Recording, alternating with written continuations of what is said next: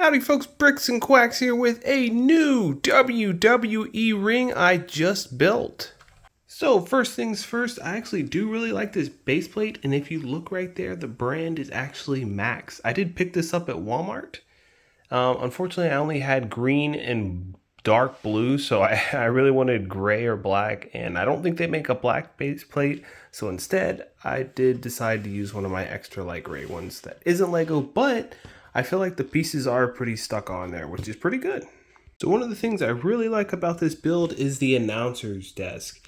In my opinion, it really looks like an announcer's desk, and what makes this even better is the Lego people perfectly fit. So it actually looks like they are commentating the match. So one thing I really did have to make sure I looked out for was the size of the walkway. So I wanted to be able to make sure I had enough room to where the minifigures could actually move, and then I also wanted to have enough room to where if some people wanted to watch and I could have some people in the stands, I could actually have people in the stands, or not the stands, but where they could just stand by the side.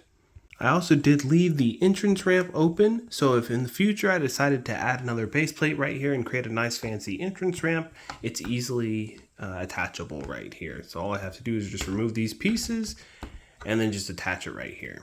Another pretty cool feature is the stairs. So if you've ever watched WWE, you know that they can pick up the stairs and hit the stairs, hit their opponent with the stairs.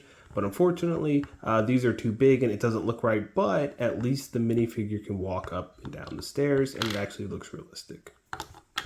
And if you didn't just notice, one thing that's kind of annoying is sometimes if you accidentally bump these too hard, they move and they just because there's tension. I did end up buying the yarn at, I believe, Walmart. I ended up buying the shortest strand they had, but I still have so much yarn left. And I decided to just buy some black minifigure heads and just put the yarn in between the minifigure heads, measured it, and it actually turns out to be a really good rope. One person did suggest rubber bands, but I personally don't like rubber bands, and I think this actually looks a little bit better. And one really nice thing about the rope is it does actually look like they bounce off of it. So whenever I do end up creating the stop motion videos, it actually looks like they hit the rope, come back, and then attack their opponent. So although you can't take off the turnbuckle like Eddie Guerrero would do, they can stand on top of the turnbuckle. And with a couple pieces, you can actually make it look like they fall onto their opponent.